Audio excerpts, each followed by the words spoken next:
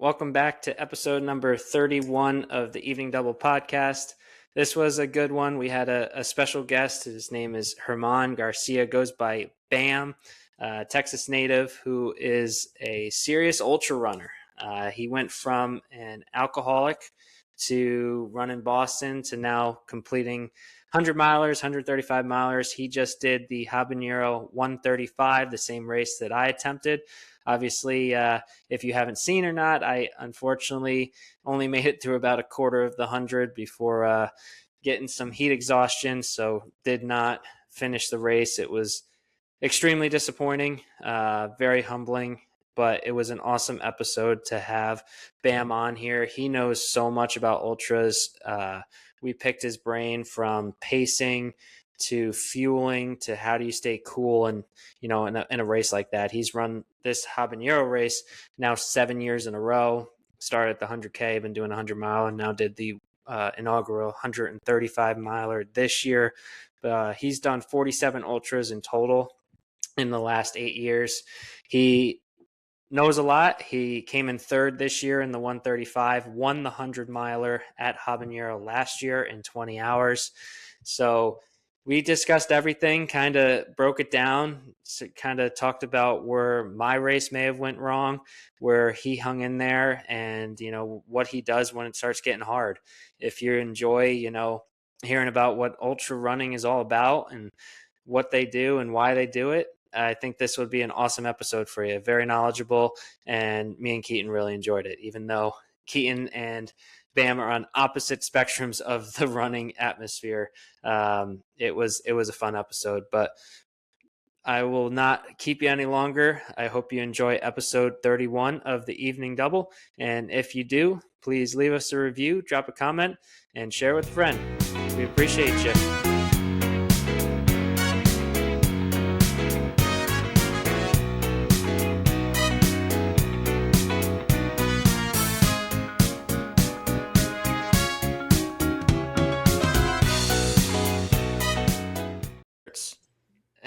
I know. It's the second time Erik's shown up with the same shirt as a guest with me being left out here. So, feeling definitely left out, but not too. I didn't have too much FOMO in this 100 miler. Not necessarily my cup of tea at the moment, but yeah. Herman, Bam, thanks for coming on. This is going to be episode number 31. Of the Evening Double podcast. So thanks to all those listening, joining us for another episode with Erik and I. Erik, you want to start kind of getting us going here? Yeah, man, I'm excited to have you on. It's it got so much to talk about. I mean, that for people who haven't been paying attention, I attempted the Habanero 100 this past weekend. Bam here is that 7-time finisher? Is that right? Yeah, I have 100K, 6 sub-24s, and now 135. Yeah, and this was the first year they had the 135. Usually it's been the 100 miler, which is what I attempted to do. But let's get into talk a little bit about yourself. I want to hear, I don't know a whole story. I kind of just saw some from reading in that you kind of have a pretty interesting story and how you got into running. I'd just like to hear, a little bit about that. Well, I used to be an alcoholic back in the days. So I used to play sports till about 18, 19. And then after that, you don't have nothing left, and kind of went out party scene, you know how that goes, and it gets out of hand. Next thing you know, you've been drinking 10, 12 years. And I was just like, it got bad. And then one of my buddies asked me to come run a half marathon. I didn't even know how far a half marathon was. And he said, 13.1. I'm like, I can run 13.1, without training. I just took off and ran, I think, like 137. And from there, it was like Boston, and got 3 Bostons down. And next thing you know, you want to go, you hear about Western States. I did Western States. So it's always, there's always that next level, So that's how I got here. And how long have you been running now? When did you start? 2013. Talking about 35, 36, right in there, 35, 36, right in there. Yeah. And I just have that addictive personality where I can shut everything off and then get it done.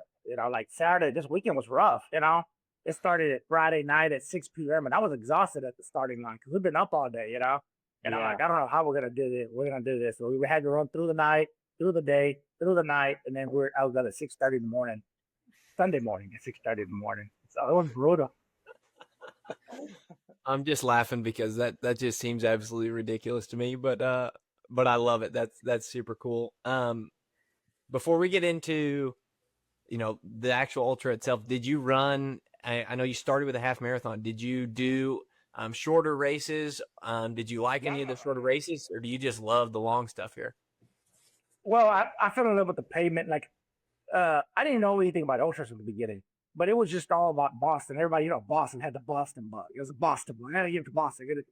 I was so naive about running. I didn't realize you had to, you had to qualify to go to Boston. I thought you just signed up and went to Boston. That's how naive I was, So I told everybody I was going to do it in 1 year. That was my goal. 230 pounds in 1 year. I was going to do it 1 year, and that was my goal. I ran like 6, 7 half marathons that year, and then I did my first marathon. I got like a 3:13. Then 3 months later, I got a 3 hour, and that got me into Boston. That was like 2016. But I did 2017, 2018, 2019. I did Boston. Then after that, the next high. What's the next high? What's the next high? Then we have Rocky Raccoon down here. That's a fun 100-miler. So that was my first 100-miler. 2018 was my first 100-miler. And after that, I just got the bugs. And I think I had 1,500 milers. I think 47 ultras now in that span. So you just go all in, So we just, see how it turns out. And again, they're highs and lows. Yeah, no kidding. I learned that. So you're saying you've done 47 ultras, over, I guess, about 8 years now. An ultra marathon obviously is no joke. It's a very long distance. How long in between races do you usually give yourself? Like, I know, as like myself, I'm mainly a marathoner, and usually they say do 2 to 3 marathons a year.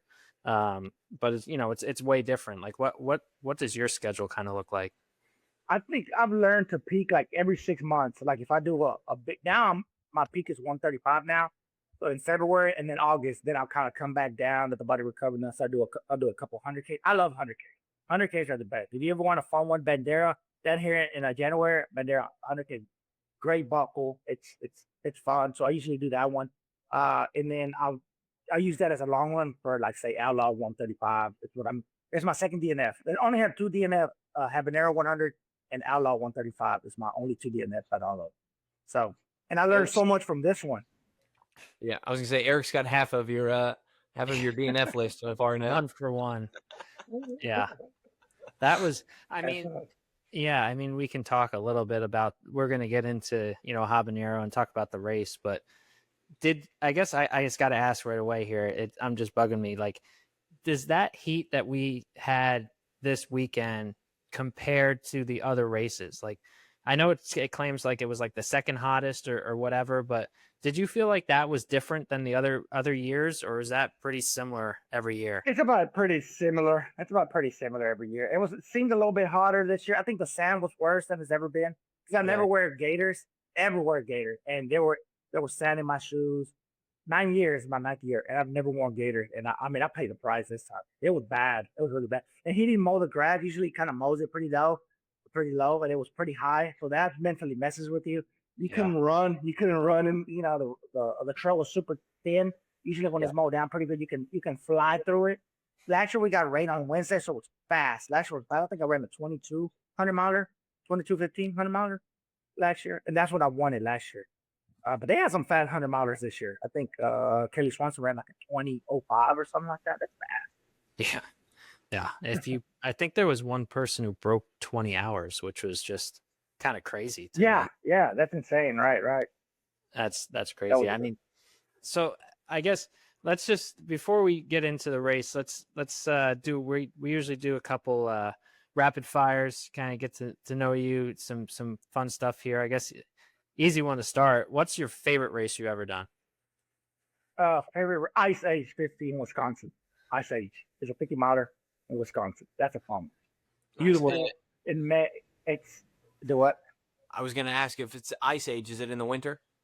No, it's in May. It's just like the oldest 50 miler around. They said, but it's gorgeous. It's like it's in Wisconsin. I had a buddy that lived in Minnesota that I met in Boston. He invited me out there. It was a fun. And 50 miles is a perfect distance. I would say 50 miles is perfect because you suffer and it's over, right? It's not like you can still get a little runner's high. You still feel good. You recover and you're back to training like the next Saturday. So I love 50 miles. That's my favorite distance. Sweet. Okay. And then on the contrary, what's your least favorite race you've ever done?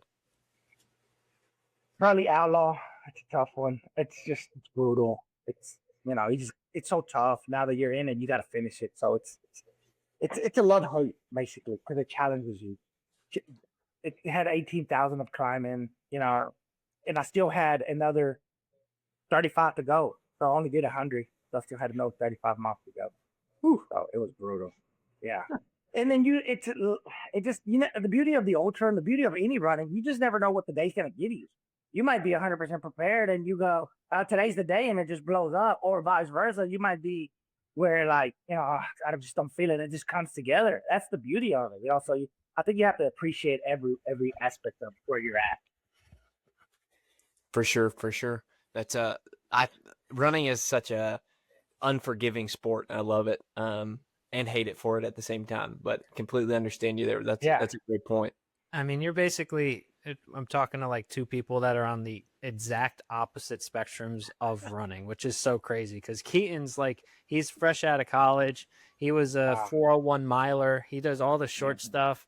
He's starting to get into some longer things, but it's just crazy how you can be, running a mile compared to running 135. It's just so night and day. And that was one thing, with it being my first ultra and attempting what I did, and it was just so much different. A couple of friends were like, what was it like? Was it comparable to like a marathon? No, it felt like camping and hiking, like a constant hike while you were camping, basically.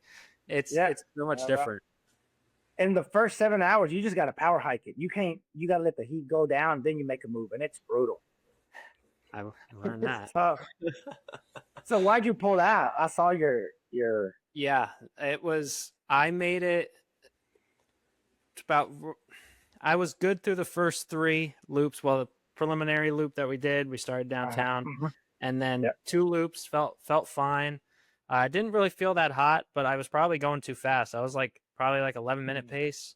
I was just jogging, but I stopped at the aid stations. I stopped at camp and thought everything was good. I had 2 bottles constantly, and one with electrolytes, one with water, and all of a sudden I hit the aid station out there at the 4th loop and started struggling a little bit. I was like, I'll walk a little. I see a lot of people walking, I'll just kind of power hike it. And then about 7K into that loop, all of a sudden it just hit me. I was like, whoa, I don't feel great. And then I made it probably quarter mile, and I had to go down on a knee. I was starting to see blurry, and I got up, and I basically was up and down stumbling. Then I was laying down in the sand. I was completely out of it. I was I think I'm gonna pass out here. Somehow I crawled into that aid station at 9K and sat on the cooler, and the guy was there, asking me all the questions what year is it, what's your name, and I was there. I was still comprehending. I had everything, and I was just hoping that I could have some type of electrolyte, something to get me back, because I knew if I could just get one more K, get to the camp, I could take a 30-minute break, change everything, eat a lot, whatever it may be. But I just couldn't get up. I just couldn't get myself to get up. What time was that? I was right in the heat of the day, probably right around 5 o'clock. Yeah, 5 to 7. If you could have made it to 7 o'clock, 8 o'clock, it would have been a different race. That's the hardest part. Yeah, the hardest part is 5. Yeah, and that's what I told myself. I told myself, I'm the first 8 hours are going to be the hardest. You're starting at the hottest part. Once it gets to night, it's still going to be 90 degrees from 8 to midnight, but it won't be the sun on you. It'll feel totally different.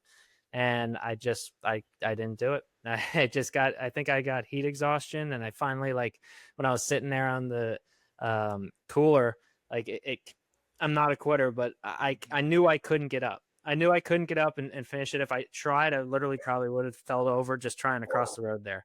So I was I hear that story all the time. Everybody says the same story. It's the same story. It's 5 o'clock. They sit in that cooler and they don't get up. And I'm like, you just got to kind of eat. I'm going to kind of let the sun go down. You might have taken a 2-hour nap, and that would have helped you out. I know. Relax. it's that's just so much different. Like just imagine Keaton like taking a 2-hour nap during a marathon. There's people that run a marathon in less than a 2-hour nap. So That's right. with So you would be have kind of taken a there. 2-hour nap. You would have got it. I know. And like they got me. I finally told them, they picked me up in like the Ranger thing and brought me to the ambulance because I was like I was so out of it. Like my blood pressure was extremely low.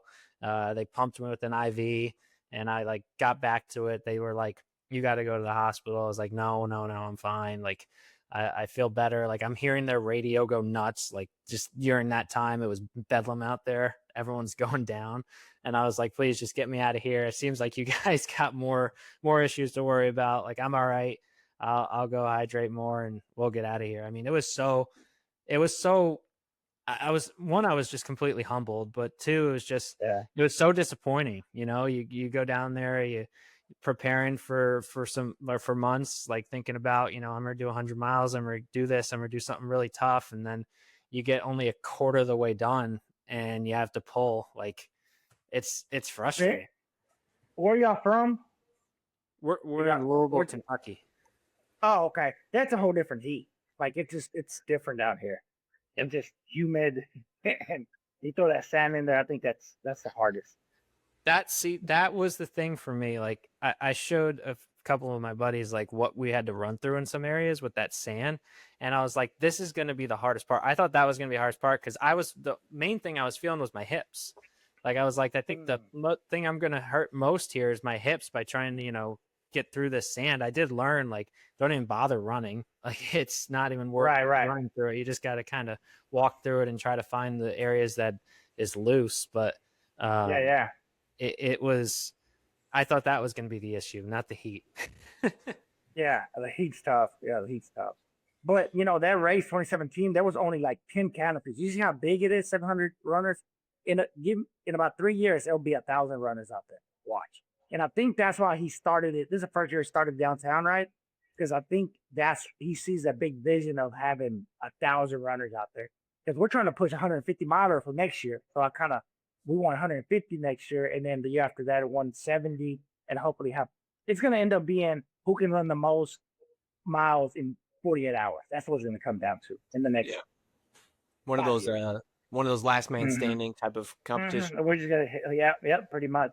Yeah, that's going to be pretty fun. Yeah, those are tough. Those are tough. I don't have very many of those that I want to do, to be honest. But there is I can't remember where it is, but there's one where you run a 4-mile loop every hour on the hour, and then it's for 24 hours. And if there are more than one, if there's more than one person left on the 24th loop, it becomes whoever runs the last lap the fastest wins.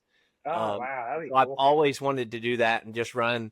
I can't even tell you what I would be able to run for the 4-mile loops and take the breaks in between. But I think that I could run that one pretty good. Just 4 miles, rest for a minute, and then keep going 4 miles, be able to eat and relax in between them a little bit. But I don't know about the just 48 hours, go for it kind of thing. I don't know if I can.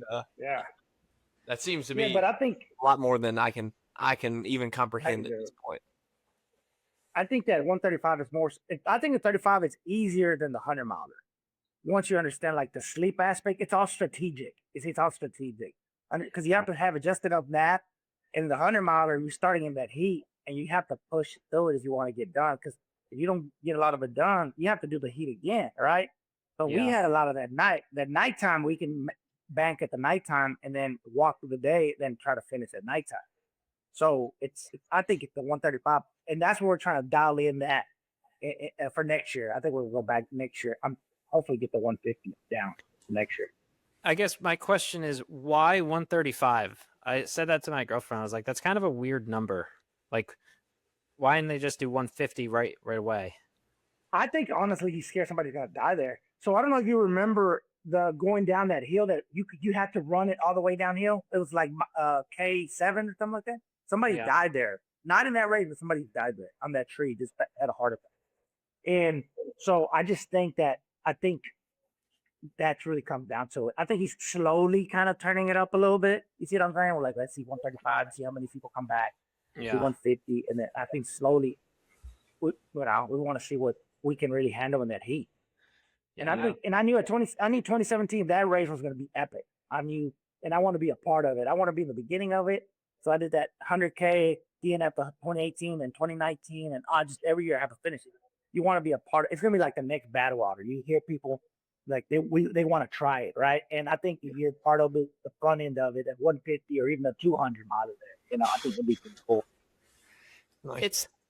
I had a question about finishers. I haven't looked at all the results, but with 18 finishers in the 135, I think it was 18, maybe it was 19, but 18 in the 100 this year. Was that one of the least amount ever?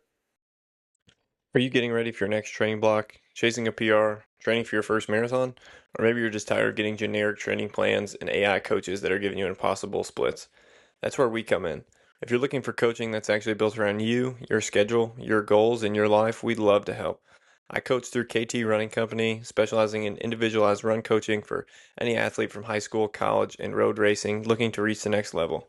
Erik coaches through Stride Core Fitness, offering personalized run coaching along with strength training and Pilates to help you stay healthy, build durability, and perform your best.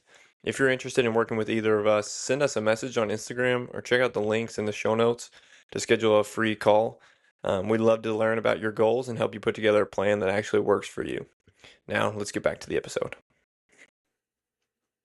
No, it's about right. It's about right. What usually, I don't know if you know this, but he gives you your on the sub 20. If you do sub 24, he gives you your money back. Credits your money back from Really? sub 24. So usually there's about 3 or 4. That's usually the goal to sub 24, the 100 miler. And so it's usually that's what it was this year, 3, 4, and then it's about 18. It's about right. It's about right. Yeah. Yeah. Before we dive right into like your specific strategies for this 100 miler, I kind of wanted to get one more rapid fire question for you. Is would you rather do one in the kind of like extreme borderline heat exhaustion type, or one that's borderline getting a little cold in the evening kind of? Oh, wow, the heat all day long. All day and long. is it? See, yeah. I was gonna say, I believe you live in Texas. Is that because you're kind of a heat acclimated there? Okay. Well, I drive for UPS. So I'm in the heat all day. So I already have the advantage. So I turn on my feet and we don't have AC, so I already have the advantage. But when it's cold, like Outlaw 135, the other one I'm fixing to go do in February, it's in Oklahoma. It's super technical. I mean, you never know what the weather's going to be. It's going to be, it could be 20 degrees, 15 degrees. It could be, last year was thunderstorms the whole day. So I think I take the heat all day. Because all you need is electrolytes, water, and fuel. 3 bottles. 3 bottles of loop is a secret. 3 bottles of loop. Sounds about right. That sounds about right.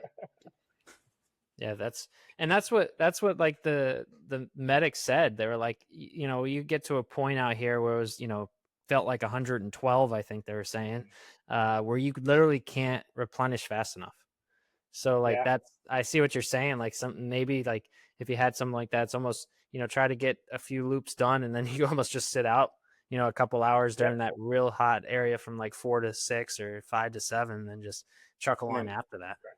Yeah, because when the night comes, I mean, you could run. Last year I was running a 105, an hour 5 loops. I was running an hour 5 loops. Yeah, and consistently, because I feel great. Last year I did the opposite. I walked the first 50K, then I turned around. I was in 19th place last year. Then I turned around and won it, caught everybody because everybody was out. So I think that strategy is where it's at for the 100 miler. Interesting. Yeah, walking 7 hours. I was gonna say let's dive into that a little bit more. I want to hear, you've done it 7 times in a row. I think 7, but you won it last year. Take us through a little bit more of that strategy you just explained versus what you maybe even did this year versus what other people do. I didn't quite get exactly what you meant, but I want to dive a little bit more into it. Okay, so the first 6 years you go out and take the lead, right? You go out and you're racing 1, 2, 3. You just like a regular race, half marathon. You're going out. And every year around mile 92, 94, 96, I get past. Every year I couldn't close the deal. So I said, you know what I'm gonna do? I'm gonna go backwards. I'm gonna sit back and I'm gonna enjoy the walk. And then when the sun goes down, we're gonna make a move. And I was pacing one of my friends. She was doing the 50K, and I just sat beside him. My heart rate stayed at 125 the whole time. And right around 7th hour, my friend goes, "You're in 19th place." And that's when, okay, let's race. So by that time, I had 70 miles. So I raced 70 miles. And I ended up negative splitting that 100 miler.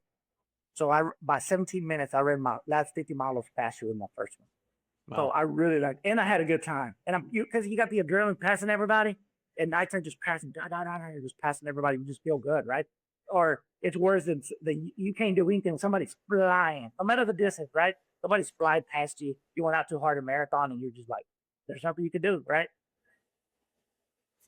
Yeah, that's it's interesting, you know. Then that's where, you know, my girlfriend said you should have walked. She doesn't know. We didn't really know a great strategy. We were looking at, you know, kind of playing with some different things that we learned from other people, and you know, we should have in a race like this with that heat, I should have walked more, and maybe I would have been able to hang in there a little longer. Because I don't know how it felt for you, but for me, like I had a shirt, sleeves, and like a big sun hat, and even I was kind of jogging along. I never felt that hot.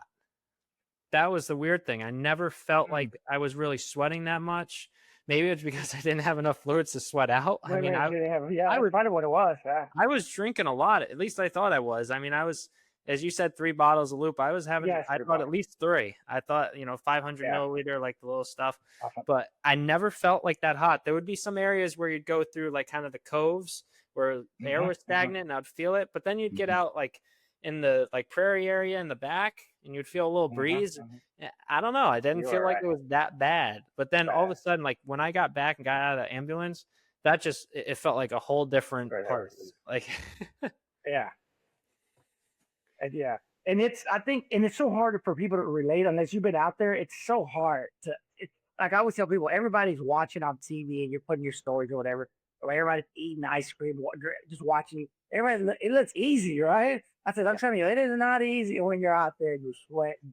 You hear ambulances everywhere. I mean, you know, I was leaving Sunday afternoon. You see just an ambulance flying down that road, you know, trying to go get somebody else. So, and I was trying to tell people, it's like, it's dangerous. Like it really is. Your brain's trying to keep you alive. That's, you know, and you're trying to push your brain to go. Your brain's like, no, so trying to shut you down to save your life, you know? So it's a dangerous race. Yeah. That's how did you hear about it, Brittany? Oh, I don't even remember. I was saying this on the preview. I was basically saying like, I'm doing CIM, the marathon in Sacramento, but it's not until December. And my last marathon was Boston. So it's like, it was such a big gap. And I was like, I kind of want to do something stupid, you know, like I want to try something new. What if I did like an ultra marathon? You know, what if I can kind of train through the summer? You know, training for a marathon through the summer, even here in Kentucky, is very difficult to do, you know, because it's still 90 degrees here and it's hard to, you know, train hard. But I was like, I could probably train a little bit more for like an ultra, you know, I can go at a slower pace, maybe some more miles and stuff. And I was looking around, I only had like a couple free weekends and this thing came up. I was just like looking at it and I was like, what in the world is this?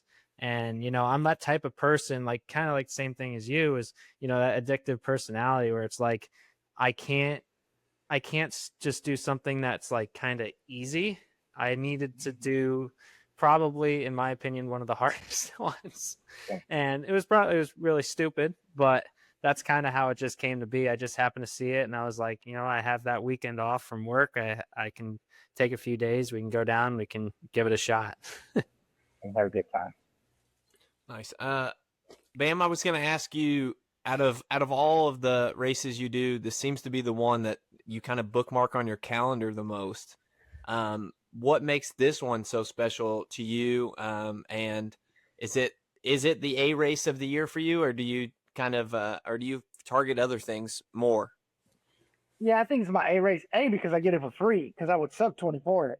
So it's a free racing. So why not, right? So it's just like, let me just get a sub 24. You get a free racing. You go out to, I mean, I know everybody, the energy's amazing there, you know, so it's just like, you see all your friends, you have a whole weekend of camping, hanging out with all your friends. Energy's great.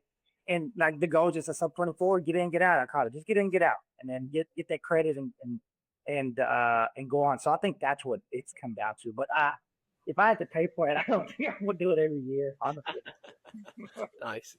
So you mentioned camping kind of with family and friends. I was going to ask you a little bit about like the support team that you either have on course or that you set up for yourself. Maybe you're a solo team and you have everything you need. What type of preparation goes into having what you need at aid stations versus, what are you carrying during the loops? What kind of strategies are you taking for, kind of just making sure you live through this race to get to the competition part of it at the end? For the 135 or the Yes. 100? Or kind of just your general, it could be for any other ultramarathon. So I really like the naked belt. So I was having three bottles on me. So I always had bottles on me throughout the night. And then I started eating real food right around 2 in the morning, 3 in the morning. I try to force myself to eat like chicken noodle soup, jambalaya soup, stuff like that. Just real food. Because that liquid stuff after a while gets old. It also, and that's just to keep moving and keep the heart rate down and keep eating, keep moving.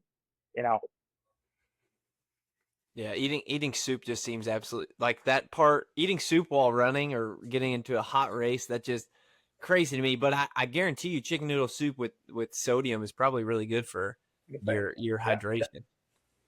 Yeah, that's what I was doing, chicken noodle soup. So with the fueling, like how much do you try to take in per hour, like between sodium and calories? So right around 500 milligrams. So it was one bottle and then about 80 of carbs. And then I have about 3-4 different fuels that I like SIS. I like Striker, Morton. There's another one that I really like. And just kind of changing them up. My stomach does great because I keep the heart rate so low, right? And then water. So I just keep doing that through until that gets old. And then I'll start eating like real food along the way. But I can't eat that stuff at the aid station. So I do pretzels. The only thing I would intake would be oranges along the way. I really like orange. Yeah. And I always bring all my stuff with me. And you said that you use a belt. That's actually something that I thought I kind of screwed up on. I used one of those like strap on, like kind of backpack ones. And I said after a few laps, after like the first couple hours, I was like, this kind of feels heavy. It feels like it's weighing me down a little bit. I saw a couple people with the belt and I was like, I feel like that would be better for me because one, the backpack, like the actual thing, like I couldn't really get to it. So I couldn't really carry stuff. All the stuff was like the bottles were here. And then I had like my phone and like a snack here. So like I can get to that, but like the area that I would want to carry like some of the actual like bigger snacks or whatever wouldn't be accessible. I thought, so I kind of thought, so would you prefer the belt? Does that work better? So I think because the aid stations were so close and you really just need 3 bottles, it works perfect. 2 in the front, 1 in the back. And like if you watch those guys at Western States, that's what they were doing. Zach Miller, he had the belt. I think it's like you don't really feel the weight because it's right in the waist instead of the top. Because I used to have that Solomon vest that you talk about, and I was thinking about using it at nighttime for to charge my watch and to have the bottom of the top, but it's too much. It's just like it bounces too. I don't really care for it. But that naked belt is really sweet. Yeah. So obviously I've never used, I didn't know which to go with. So I went with that. I just thought it'd be easiest, right on your chest there. But yeah, it was kind of bouncy. Just, it felt heavy. It felt like it kind of weighed me down. That's the only thing that I said that kind of sucked. I think that's a good point. I ran today with my phone to listen to some music, and I had it in the half tight zipper pocket, and it doesn't move or doesn't jiggle or bounce at all in those half tights. But if I have a pair of shorts or anything with a pocket and the phone just like bounces a little bit, it annoys the hell out of me. And like, I can't imagine even running with like the vest kind of bouncing a little bit. I think that would like throw me off mentally to where I would just get frustrated, to be honest. Yeah. But see, I was walking the loops, so my goal was to walk, to move. I will run that downhill, but being such a something that blew my mind. I never thought about quitting, but in the 100-miler at 85, you only have 15 miles left, right? So you're there, and this one at 85, you have 50 miles left. and your mind goes, oh, I still have another race, right? So you're like, man, do I really, do I really, you've done 100K, you still have another 100K basically to do.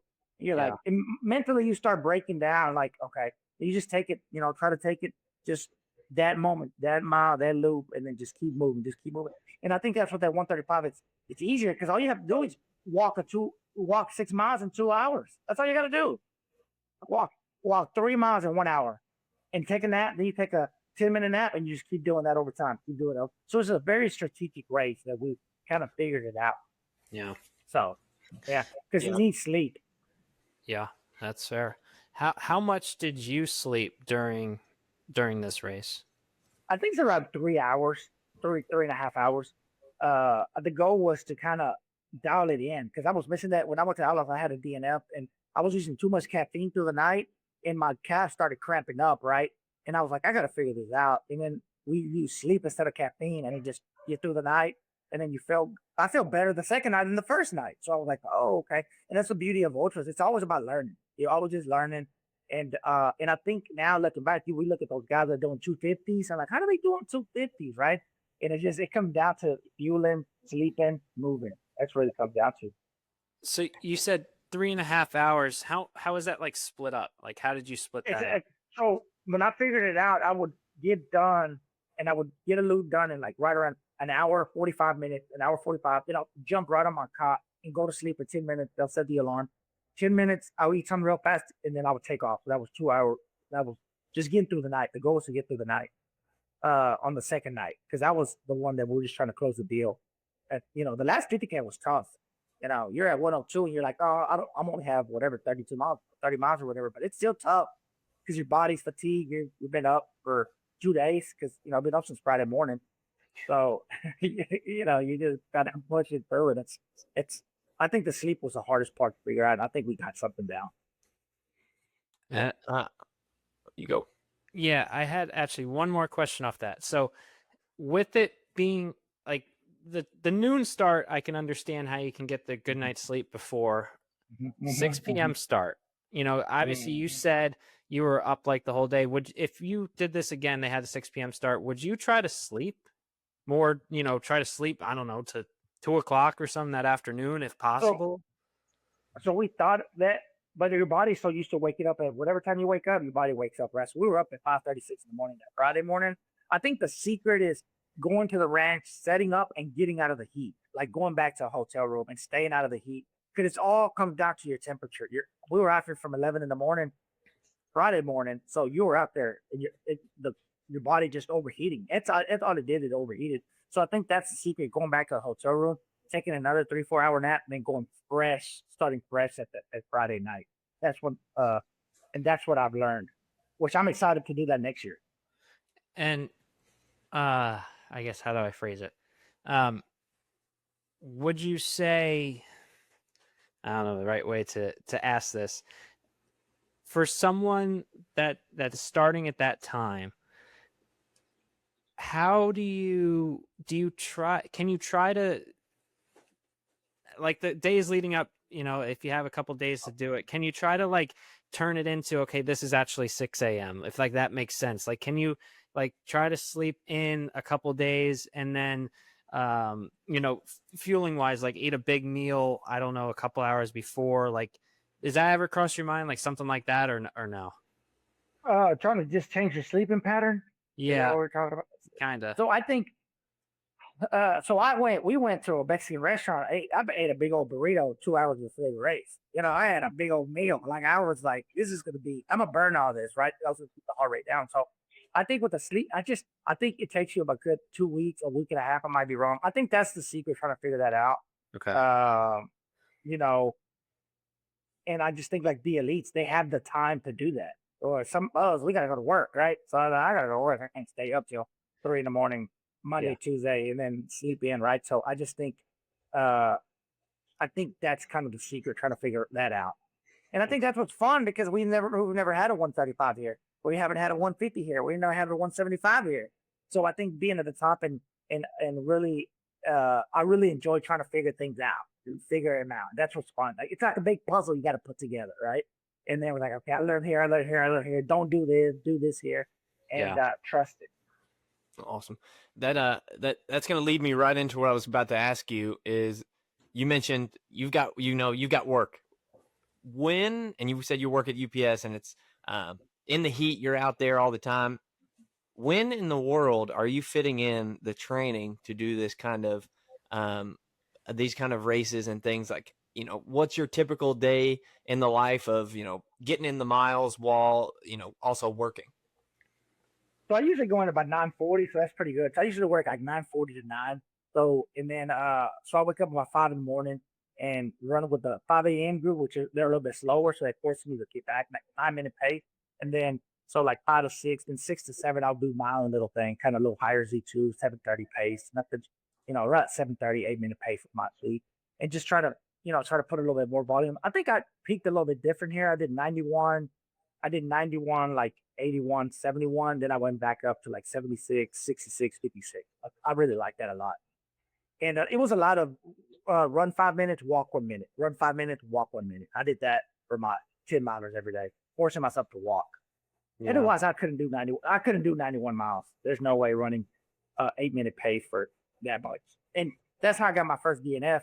Was I used, how you see the elite doing 100-mile weeks, 100-mile weeks, 100-mile weeks, 100-mile weeks, and I think I got myself digging myself in the hole doing that, and started learning. Yeah, and do you do any type of like pace change workouts, or maybe hill sessions, or like find a hilly route to do to like kind of either target something specific, whether it be a hilly course you've got going on, or just overall building fitness? Yeah, so like when I'm doing 50Ks or 50 milers, we throw in a lot of intervals, fast intervals, and I really like marathon training. Like a lot of marathon training works into them. That's fun, just to get that VO2 maxed up. And but with this one being so long, all it was is Z2 easy. I mean, our long run was 20 miles for 5 hours in the heat. It was power height walk, and that's what it comes down to. And I'm blessed because at work I get about 25,000 steps. So if I can add 10 milers, that's 45,000 steps that day, right? So that's equivalent to about 20 miles on my feet every day. So it's equivalent to about what I did long run Saturday, Sunday. That's about 120-mile weeks on my feet. So yeah, and I think. Yeah, I just want to say that was a really good point that you just said there. And it's something I didn't think about, being a marathon runner is, you run a marathon, I don't know, like the pace that we're doing it at, it's maybe like 30,000 steps probably in the marathon. And when I got done, I only did 24 something miles and I had almost 50,000 steps that day. Because you're just going so much slower, between walking or just kind of a soft jog. You're taking so many more steps. You're burning a lot more in calories because of how many more steps you're taking in this type of racing, which is something that I didn't even like think about. Like, how many steps are you taking? You're taking 250,000 steps easily. Yeah, easily. And I think that's the hardest part for getting a pavement runner to come into the trail world to understand, because they're still, I need to run my half marathon. And it's like, it just doesn't work like that. It's energy distribution from point A to point B. When you look at it that way, how's your energy, from point A to point B? And I think, like that 135, I really liked it. I didn't think I was going to like it because I wasn't going to sign up this year. I was like, I'm not going to sign up. And I'm just going to go out there and crew. And then one of my friends kind of talked me into, said, man, this is your jam, man. You go out there and do it. I said, yeah, why not? I had the free credit from last year. And I was like, why not? Let's see what it is. Well, I've never pushed over 100 miles. This is my first 135 miles. So I was like, yeah, let's see where it's at. And I think it was a great day, great weekend.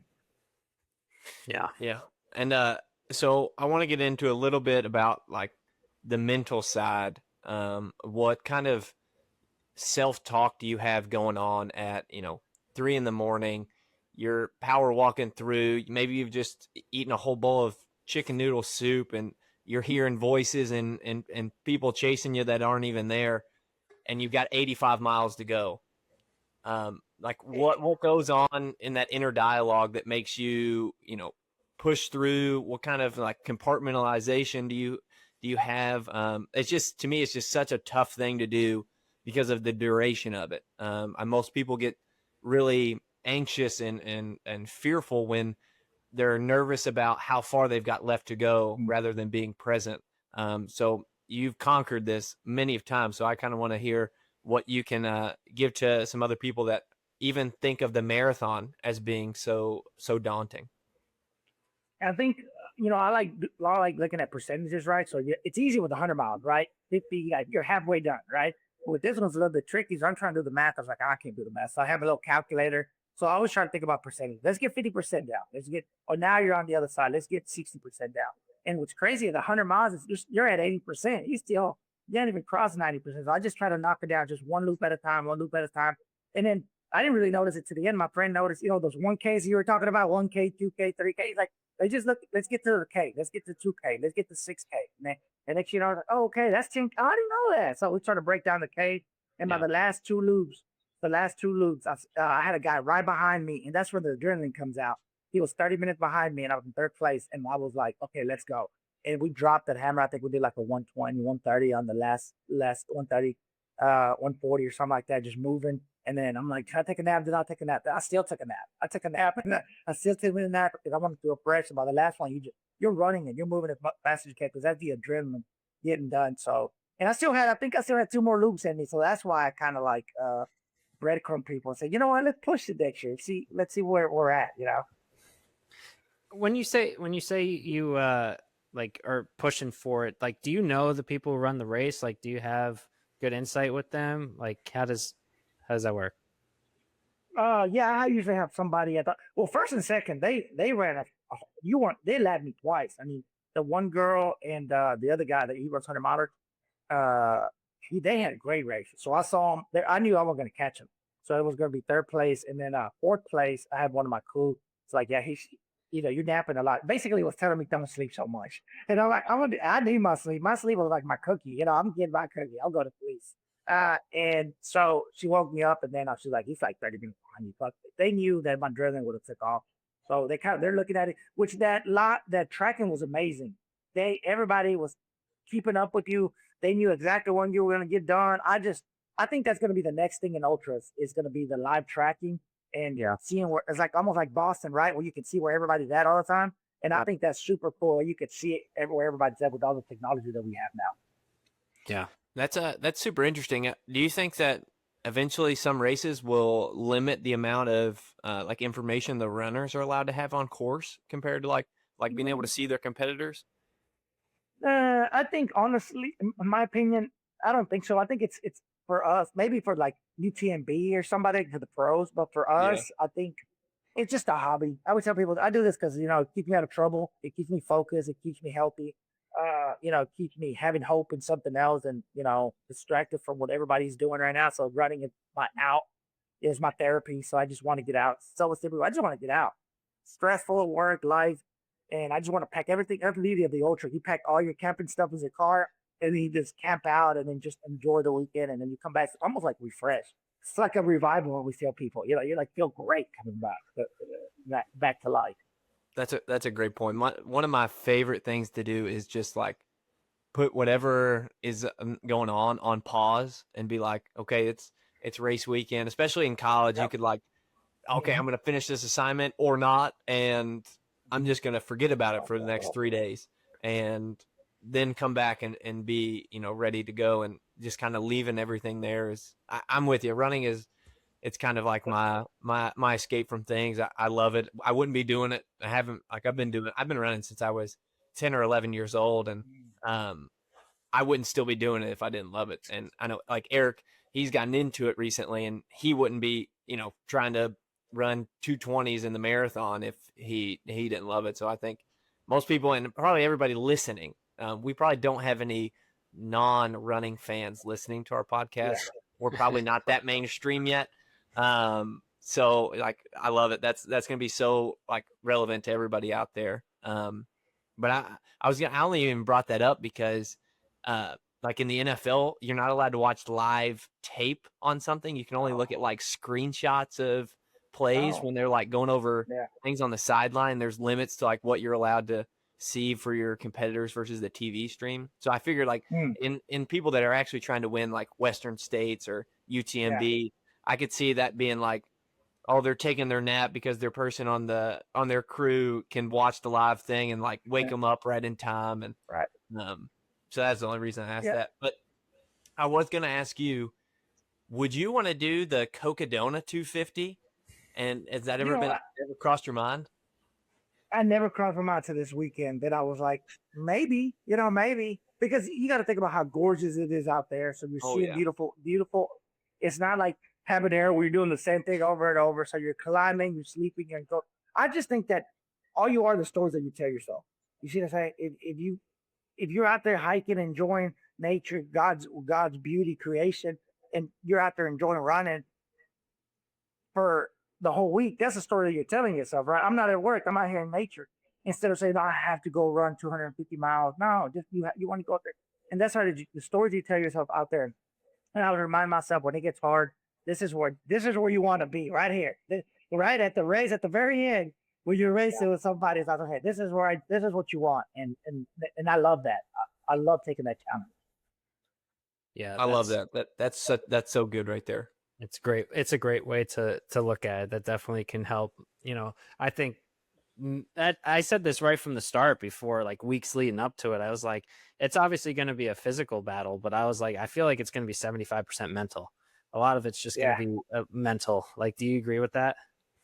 I think honestly, it's all in the gut. It's all in the gut. With ultra running, you talk to people like, I can't figure out the gut. I was like, nobody can figure out the gut, right? But when you do, you're like, holy moly, how far can I go, right? So I don't know if I'm blessed with the gut. I don't know if does it work. I have to eat really fast and go, but I can eat really fast. I can digest the real food real fast. I can go keep the heart rate super low, and I can eat. So I don't know what it is, but it's all in the gut, and I think the mind follows the gut. So it's super interesting, but it's not mental because, like I was just telling my wife right now, I don't feel anything in my body until like now. I said, oh, I'm starting to feel my hip now because all the adrenaline, right? You don't feel, when you're racing, you don't feel anything till like that Thursday or Friday. Like, oh, here it is. The endorphins are gone. I guess one of my last questions about, this race in particular, just thinking from my standpoint, how did you stay cool out there? Like what I did is I had a big hat and I tried to put ice in it and have that, and also had sleeves, and I'll try to put some ice in there. What were your tactics on just trying to stay cool? So I always have a white shirt, then I always have like one of those a shirt underneath mine, and I tuck it in, then I put ice in that, so I keep my core cool. Then I have the ice bandana, then I have the ice hat that goes ice in the hat. So you're cool here, and then you're cool here. So as long as you're cool, your core is cool, you can digest cool, you can keep going. But the minute you get overheated, like, you're done. You are done. So you notice a difference like in your temperature affecting the ability to digest food there? Yeah, you won't, it doesn't sound good. I don't know. Like peanut butter and jelly sandwiches, I'm like, no matter what, it won't, you can't swallow them, Yeah. So it just, that's a sign that's like your brain's so smart. It's like, the brain's so smart, it's like, it doesn't want to digest. The blood goes away from the gut and goes into the muscle, right? So it doesn't. It's telling you, oh, I hate this. I hate this. I hate Oreos now. It's not. I love Oreos now. I can't stand Oreos. I'm like, yeah. He's like, no, that don't sound good. That don't sound good. So I think it's how like I was saying, the brain's job is to keep you alive. It doesn't care about your PRs or finishing a race. Yeah. All right. So I wanted to ask you now, what's next on your calendar? You're fresh off this race. You probably got some sore quads and hips now, but what do you have planned for you said like roughly every 6 months? So what's in 6 months for you? So that Outlaw 135, I'm gonna go back to it and hopefully use this little sleeping technique into it. That will take me. So at 31, it took me 31 hours to do the hundreds, and I still had another 50K. So that would have took 48 hours to do that, probably around 44 hours to do 135 miles. So hard that one is. So I'll probably work up to that one. Bandera 100K in January, and I'll probably take the rest of the year off. Go out and crew a couple of friends out there, Travelers 100 in Arkansas. It's a fun race. Go out there and pace through the night. It'll be good training, pacing through the night. And usually I try to shoot for about 5 ultras a year. That's it, 5 ultras a year, and then I have a little break, and then I'll start all over 5. My goal is to do 50 ultras by 50 years old, and I'm close to them. Yeah, 47, right in there. Yeah, you 3 away. I guess this is a question that I feel like I'm attracted to, and I feel like this is something I just wanted to touch your brain. Do you feel like you're attracted to like the most difficult challenges? Like if you I just see, think yeah, go ahead. I think I enjoy them because it gives you the upper hand. Like say Brassos is a fast flat 100 miler. Those guys are running 13 hours, 14 hours, 100 milers. You know, that's like what a 7:30 pace for 100 miles, right? Crazy. And that's not me. You know what I mean? So I'm not a fast 100 miler. I think my fastest is like an 18-hour at Rocky Recoup. So I'm not going to consider myself a fast one. So I just think the more challenges you have, the more advantage you have because you're more mentally tough. I have a little bit more muscle. So that kind of climbing's pretty good. And then I just outlasting the suffering. You just got to outlast the suffering, and Yeah. people just tap out. Yeah. Do you have any?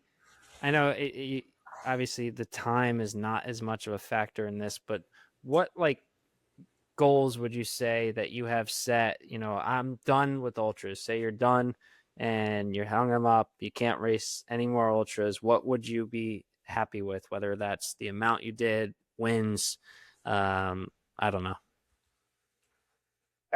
Like looking back, I think I don't know. Hopefully, I don't know, inspire somebody else. Like giving everybody the information. I really enjoy giving information. Like Habanero, I love seeing people finish stuff. So I think looking back, like being the guy that says 700 miler, 600 miler, 135 is done. You see what I'm saying? And then people come looking up to you and say, how'd you do it? And I love giving information. So hopefully inspire somebody to keep going in their journey. Yeah. Yeah, that's great. Before we wrap up, I want to ask you. I know that this race gives out belt buckles, and I know that there are some 100 milers. It's kind of a tradition in the ultra world, if I'm not mistaken. Do you have did you get a good belt buckle for winning this race last year? And if that's the best one or not, what's your favorite belt buckle you've received? I think this one is the same the one we got, the 130. This being a 135, it's super cool. It's it's the first time ever doing 135, so I really have enjoyed it. And Something different. have you ever actually worn the belt buckles in a pair of jeans? I have hold on, I have a Bandera one. 2 seconds. I have the Bandera,